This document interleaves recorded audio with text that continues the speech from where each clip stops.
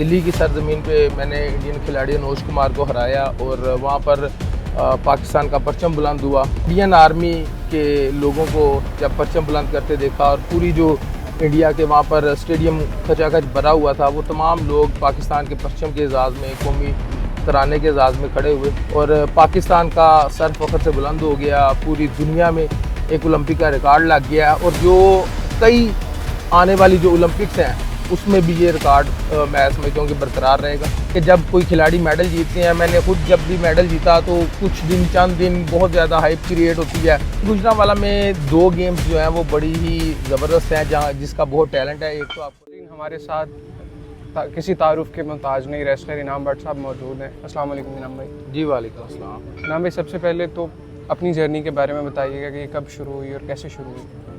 Journey इस तरह है कि मेरे जो वालिद साहब हैं वो पहलवानी करते थे। बेसिकली हम पहलवानी ख़ानदान से तल्लक़ रखते हैं। मेरे दादाजी भी पहलवानी करते थे, फिर अब्बा जी और जितने ताया जी, चचा, तमाम पहलवानी करते थे। इसी तरह फिर उसके बाद जो है हमने पहलवानी शुरू की। तो स्टार्ट इस तरह ही था कि घर में हम खिलौनों से खेल के नहीं बड़े हुए, बल्कि हम कुश्तियाँ करके बड़े हुए हैं। और बचपन में भी इस तरह होता था कि ताया चचा के जब बच्चे आते थे तो आपस में कुश्तियाँ करवाई जाती थी। तो ये एक माहौल था बेसिकली जहाँ से हमने स्टार्ट किया।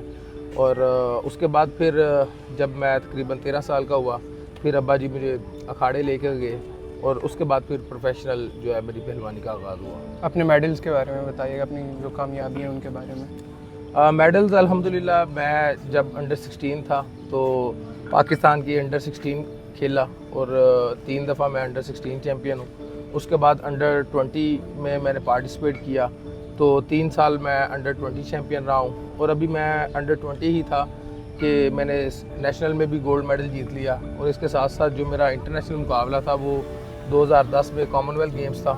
तो अंडर 20 के होते हुए ही अल्हम्दुलिल्लाह मैंने कॉमनवेल्थ गेम्स जो इंडिया में हुई थी 2010 में, उसमें मैंने पाकिस्तान के लिए गोल्ड मेडल जीता। और अल्हम्दुलिल्लाह वो 40 साल बाद पाकिस्तान का मेडल आया था और एक हिस्ट्री बन गई थी। इंडिया के अंदर जाकर एक पाकिस्तानी का जीतना एक मिथ है कि एक रिवायती हरीफ कहा जाता है, जो कि नहीं होना चाहिए। लेकिन इंडिया के अंदर गोल्ड मेडल जीतना आपके लिए कैसी कैफियत थी? देखिए, आप इस चीज़ को वर्ड्स में एक्सप्लेन नहीं कर सकते, क्योंकि जो एक खिलाड़ी होता है वो सारी ज़िंदगी लगाता है। उसकी ईद शबरात भी अखाड़ों में गुजरती है, अपनी ट्रेनिंग में गुजरती है और बहुत से चैलेंजेस आते हैं, बहुत से टफ़ वेदर आते हैं, बहुत सी टफ़ कंडीशंस आती हैं, इंजरीज़ का सामना करना पड़ता है। तो इन सब के बाद जो भी एक खिलाड़ी होता है ना, उसकी जीत और उसका जो आप समझ लें कि रिवार्ड होता है, उसकी ईद जो होती है ना, वो मेडल होता है। तो अल्हम्दुलिल्लाह अल्लाह ताला ने मौका दिया और जो मेरा पहला इवेंट था कॉमनवेल्थ गेम्स का, और स्पेशली जो उसका फ़ाइनल था वो भी इंडियन खिलाड़ी के साथ था। और दिल्ली की सरजमीन पे मैंने इंडियन खिलाड़ी अनुज कुमार को हराया और वहाँ पर पाकिस्तान का परचम बुलंद हुआ। और जो मेरे लिए बड़ा एक अच्छा मोमेंट था वो ये था कि उनके जो परचम बुलंद करने वाले वो आर्मी के लोग वहाँ पर परचम बुलंद कर रहे होते थे। तो इंडियन आर्मी के लोगों को जब परचम बुलंद करते देखा और पूरी जो इंडिया के वहाँ पर स्टेडियम खचाखच भरा हुआ था, वो तमाम लोग पाकिस्तान के परचम के एजाज़ में, कौमी तराने के एजाज़ में खड़े हुए। तो मैं समझता हूँ कि ज़िंदगी के जो बेस्ट लम्हात हैं उनमें से एक था। अच्छा इमरान भाई, अब अरशद नदीम साहब गोल्ड मेडल लेकर आए हैं, उस पर आप सबसे पहले क्या कहना चाहेंगे? देखें जी, अरशद बहुत ही हम्बल बैकग्राउंड से उसका तल्लक़ है और तकरीबन 10 साल से वो और मैं एक दूसरे के साथ हम खेलते हैं, बहुत से इवेंट्स में इकट्ठा जाते हैं, बहुत सी सीटिंग हमारी होती है। और बहुत ही अच्छा इंसान और बहुत ही डाउन टू अर्थ बंदा है वो, और बड़ी उसने एफ़र्ट की, बहुत सी चीज़ें हम आपस में एक दूसरे का शेयर करते हैं। तो अल्हम्दुलिल्लाह ये एट द एंड उसकी जो एक मेहनत है, उसकी एक लगन है, उसका अल्लाह ने उसे रिवार्ड दिया है और पाकिस्तान का सर फख्र से बुलंद हो गया। पूरी दुनिया में एक ओलंपिक का रिकॉर्ड लग गया और जो कई आने वाली जो ओलंपिक्स हैं उसमें भी ये रिकॉर्ड मैं समझता हूँ कि बरकरार रहेगा। तो ये एक बहुत बड़ी अचीवमेंट है जो अरशद ने पाकिस्तान को दी है। अच्छा इमरान भाई, इसी के साथ एक अच्छा काम ये हुआ कि पाकिस्तान के जो एथलीट्स थे उनके लिए जो मुश्किलात हैं उन पर बहस होना शुरू हुई है।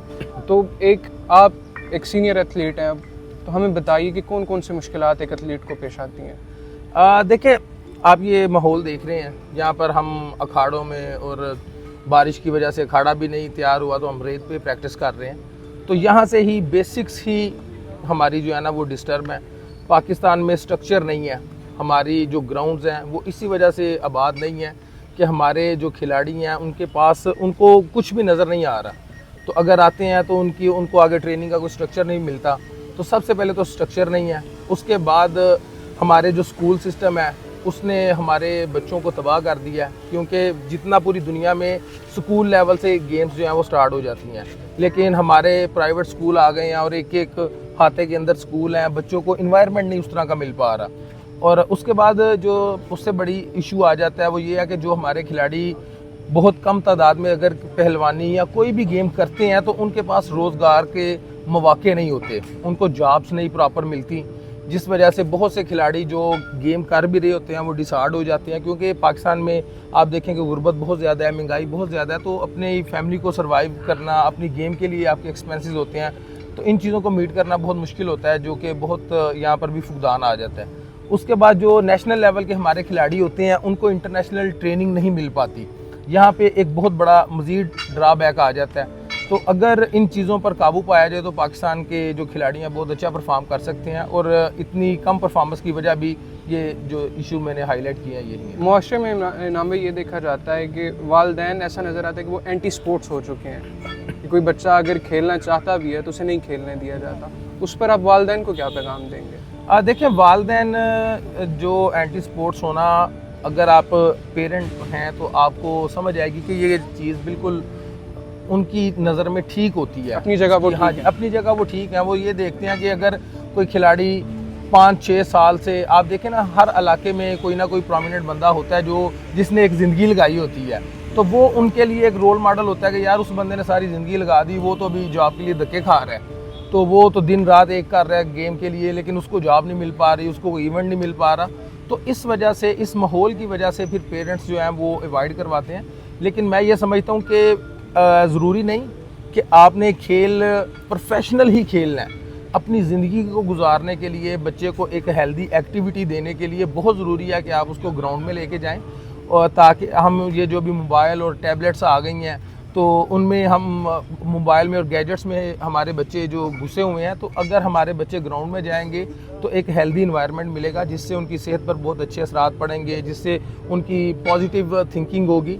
तो एक तो ये ओवरऑल थिंकिंग उनकी बेहतर होगी, ओवरऑल जो ज़िंदगी गुजारेंगे वो एक मियारी ज़िंदगी गुजारेंगे।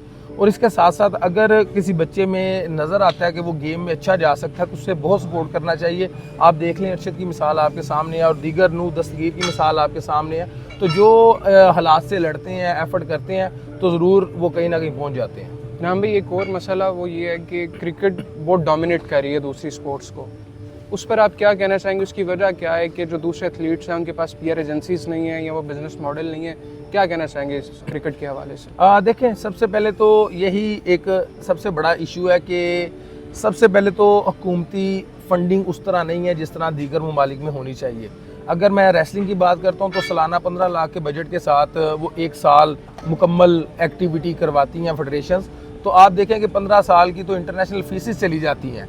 तो एक तो सबसे पहले इनके फ़ंड्स का ज़्यादा होना ज़रूरी है, ताकि वो इन फ़ंड्स को यूटिलाइज़ करें न्यू टैलेंट निकालने में, डिफरेंट इवेंट्स करवाने में, तो जहाँ से एक बच्चे को सीखने का ज़्यादा मौका मिले। उसके बाद जो हमारे खिलाड़ी जो इंटरनेशनल लेवल के लिए तैयार हो जाते हैं, गवर्नमेंट को चाहिए कि उन्हें ज़्यादा से ज़्यादा इंटरनेशनल लेवल पे इवेंट्स खिलाए जाएँ, उनकी ट्रेनिंग करवाई जाए, ताकि इनकी अचीवमेंट आएगी तो फिर ही आप जो बड़ी कंपनीज़ हैं उनको आप देख सकते हैं उनकी तरफ, और फिर ही वो आपको सपोर्ट करेंगी। अगर आप अरशद की सिस्टम देखते हैं तो अरशद इससे पहले कॉमनवेल्थ गेम्स में मेडल जीत चुका है, इससे पहले वो एशियन गेम्स में मेडल जीत चुका है। इसी वजह से आपको नज़र आता है कि यूफून उसको सपोर्ट कर रहा है, इसी वजह से आपको नज़र आता है कि उसको दीगर जो टोयोटा मोटर्स ने उसको सपोर्ट किया, स्पॉन्सर किया। तो एक तो ये बहुत ज़रूरी है कि हमारे खिलाड़ियों को अगर माहौल मिले, अगर इंटरनेशनल ट्रेनिंग मिले तो उनकी परफॉर्मेंस बेहतर हो, जिससे कंपनीज अट्रैक्ट होती हैं। इसके साथ साथ जो है कि हमारे खिलाड़ी बहुत ज़्यादा पढ़े लिखे नहीं होते, उनको नहीं पता होता कि उन्होंने किस बंदे को हायर करना है, किस तरह उनको पीआर एजेंसीज आ गई हैं जो बहुत ज़्यादा आपको प्रमोट करती हैं, जो आपको स्पॉन्सर लेके देती हैं। तो इस वजह से भी हमारे खिलाड़ी जो हैं वो पीछे हैं। तो अगर इन चीज़ों पर काबू पाया जाए और हुकूमत थोड़ा सपोर्ट करे। और स्पेशली मैं कहूँगा कि खिलाड़ी जो एलीट खिलाड़ी हैं उनके लिए एक एजुकेशनल प्रोग्राम का होना बहुत ज़्यादा ज़रूरी है, जिससे हमारे खिलाड़ियों को ये जो इश्यूज़ हैं इनको रिजॉल्व किया जाए। एक बहुत बड़ी डिबेट शुरू हो चुकी है, तो क्या आपको कोई होप नज़र आ रही है इसके बाद कि हम बेहतरी की तरफ जाएंगे? देखें, सबसे पहले तो जब क्वेश्चन होना शुरू हो जाते हैं तो ये पहला स्टेप होता है। ऐसे ही तो पहला स्टेप तो ले लिया गया है और बहुत ही खुशाइंद है, लेकिन अब ज़रूरत ये है कि इस स्पेस को हमने कम नहीं होने देना, क्योंकि माजी में भी देखा गया है कि जब कोई खिलाड़ी मेडल जीतते हैं, मैंने खुद जब भी मेडल जीता तो कुछ दिन चंद दिन बहुत ज़्यादा हाइप क्रिएट होती है, उसके बाद फिर हमारे दीगर जो इश्यूज़ हैं उनको आगे लाया जाता है और इस स्पोर्ट्स को पीछे कर दिया जाता है। तो ये मेरा ख्याल है कि as a nation, as a आप समझ लें कि मीडिया ग्रुप्स, ये और उसके बाद एज अ प्लेयर, ये तमाम का अपनी अपनी जगह किरदार है कि वो अब इस जो इशू को ख़त्म ना होने दें, इसको उठा के रखें जब तक इसको हम किसी अच्छे नुक्ता नज़र पर नहीं पहुंचते। और मुझे बहुत उम्मीद है कि इंशाल्लाह हम जब आवाज़ उठाएंगे तो डेफिनेटली कुछ ना कुछ फ़ायदा होगा। यहाँ पर आप नया टैलेंट किस तरह देख रहे हैं? देखिए जी, गुजरांवाला में 2 गेम्स जो हैं वो बड़ी ही ज़बरदस्त हैं, जहाँ जिसका बहुत टैलेंट है। एक तो आपको रेसलिंग नज़र आएगी और इसके साथ साथ वेट लिफ्टिंग का बहुत अच्छा टैलेंट है। तलहा तालिब यहाँ से है, नू दस्तगीर यहाँ से है। तो आप ये देखें, आज आप अखाड़ा विज़िट कर रहे हैं तो बिल्कुल 7-7, 8-8 साल के बच्चे, 6-6 साल के बच्चे यहाँ पर आए हुए हैं और पेरेंट्स लेकर आ रहे हैं। तो वो यही चीज़ है कि यहाँ पर टैलेंट है। सेहत के हवाले से आप क्या पैगाम देंगे वालिदैन? देखें जी, बहुत ज़्यादा ज़रूरी है बच्चों को मोबाइलों से निकाल कर एक हेल्दी लाइफस्टाइल देना। अब ये जो बच्चे यहाँ पर 5-6 साल के आ रहे हैं, वो देख रहे हैं, वो मुझे भी देख रहे हैं, बाकी पहलवानों को भी देख रहे हैं, तो उनको एक मोटिवेशन मिल रही है। उसके बाद जो बच्चा यहाँ पर आकर वेट उठा रहा है या कसरत कर रहा है, वो जाके एक अच्छी नींद सोएगा, एक हेल्दी उसका लाइफस्टाइल एक हेल्दी हो जाएगा, मोबाइल और दीगर इश्यूज से उसकी जान छूटेगी। तो मैं समझता हूँ कि 1 घंटा खाली वालिदैन को बच्चों के लिए नहीं, बल्कि ज़िंदगी के हर शोबे में, हर एज के बंदे को जो जिंदा है उसको 1 घंटा अपनी ज़ात पर देना ज़रूरी है। 1 घंटा अपने लिए वो निकाले, अपनी उसमें एक्सरसाइज करे, एक दफ़ा अपनी बॉडी को मुकम्मल पसीने से भरे वो, तो फिर वो एक हेल्दी लाइफस्टाइल गुजार सकता है। तो हर जिंदा इंसान के लिए 1 घंटा देना बहुत ज़रूरी है। इनाम भाई, हमने ये देखा है कि कहा जाता है कि एथलीट्स को सपोर्ट नहीं है। जिस तरह अभी अरशद की बात जा रही है, क्या अरशद को वाकईतन सपोर्ट नहीं थी या क्या मामला थे?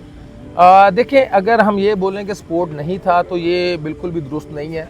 सपोर्ट थी, लेकिन अगर हम इंटरनेशनल या नीरज से या किसी इन बंदों से कंपैरिजन करते हैं तो फिर तो उस लेवल से थोड़ी सी सपोर्ट हमारी कम थी। लेकिन अगर अरशद की बात करते हैं तो बहुत अच्छी सपोर्ट थी। वो पाकिस्तान वापडा लेस्को की तरफ से खेलता है 18 ग्रेड में, सबसे पहले तो उसकी जॉब है। और इसके बाद पाकिस्तान ओलंपिक एसोसिएशन ने उसको IOC की तरफ से इंटरनेशनल स्कॉलरशिप लेकर दिया हुआ था, जो कि तकरीबन 1.5-2 साल में उसको तकरीबन 50 लाख के करीब वो रकम मिली है। उसके बाद पाकिस्तान स्पोर्ट्स बोर्ड का अदारा आ जाता है, जो जिसने कैंप लगाया हुआ था उसको इंटरनेशनल ट्रेनिंग पर भेजा गया।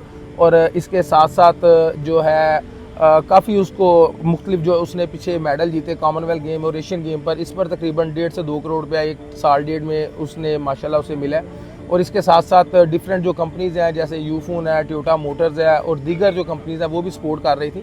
तो सपोर्ट तो मतलब है, अवेलेबल है सपोर्ट। लेकिन अगर हम कंपैरिजन करते हैं कि इंटरनेशनल लेवल पे, तो फिर उस तरह से चीज़ें ज़रा मुश्किल हो जाती हैं। लेकिन अगर आप कुछ करते हैं तो आपको सपोर्ट, अभी हम यहाँ भी देख रहे हैं कि यहाँ भी अखाड़ा जो है ज़ेरे तामीर है, काफ़ी बड़ी बिल्डिंग बन रही है, तो ये इसमें कौन सपोर्ट कर रहा है आपको? देखें जी, ये हम बहुत खुशकिस्मत हैं कि अल्हम्दुलिल्लाह पाकिस्तान की पहली जो रेसलिंग अकेडमी है वो गुजरांवाला में बनने जा रही है।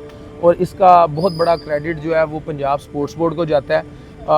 यहाँ पर वो स्टेट ऑफ द आर्ट एक रेसलिंग अकेडमी बना रहे हैं, जिसमें प्रॉपर इन बच्चों के लिए 2-3 रेसलिंग मैट होंगे, जिसमें पूरा जिम का सामान होगा। और ये पाकिस्तान की वेरी फर्स्ट रेसलिंग अकेडमी होगी। तो मैं समझता हूँ कि पंजाब स्पोर्ट्स बोर्ड इस हवाले से बहुत ज़्यादा दाद के मुस्तहिक हैं कि वो बहुत ज़्यादा सपोर्ट कर रहे हैं। अच्छा नाम भी, एक और सवाल वो ये कि नीरज चोपड़ा के साथ अरशद का जो ताल्लुक एक मीडिया पर बताया जा रहा है, और साथ जो नीरज की वालदा हैं और अरशद की वालदा हैं, उन्होंने एक मुस्बत कदम दोनों ने उठाया, उस पर आपकी क्या राय है? खेल किस तरह 2 मुल्कों की जो नफरत है वो कम कर सकते हैं? देखें जी, ये खेल हमेशा ही जो है ना आपके लिए एक पॉजिटिव किरदार अदा करते हैं। तो आप ये देखें कि अगर हम एक दूसरे से मतलब अगर जंग की सूरत हाल रखते या एक दूसरे के साथ बयानबाजी करते तो एक अच्छा माहौल नहीं होना था। लेकिन जो खिलाड़ी होते हैं वो हमेशा ही पॉजिटिव किरदार अदा करते हैं। जिस तरह आपने नीरज की बात की और अरशद की बात की, इनकी जो वालदा हैं उनकी आपने बात की, तो बिल्कुल बहुत ज़्यादा सपोर्ट है और बहुत ज़्यादा पॉजिटिव इमेज गया है। और मैं भी जब खेलता हूँ इंटरनेशनल लेवल पे, तो इसी तरह से चाहे इंडिया के खिलाड़ी होते हैं या चाहे दूसरे खिलाड़ी होते हैं, तो जब हम मैट पे या ग्राउंड पे होते हैं फिर हम एक दूसरे के खिलाफ मुकम्मल जोर लगाते हैं, लेकिन ऑफ द फील्ड जो है वो हम एक दूसरे के साथ बहुत अच्छा सपोर्ट करके और एक दूसरे के साथ अच्छे तरीक़ाकार से रहते हैं। बहुत शुक्रिया नाम भाई, आपकी ट्रेनिंग के टाइम से हमें टाइम देने के लिए बहुत शुक्रिया। जी बहुत शुक्रिया।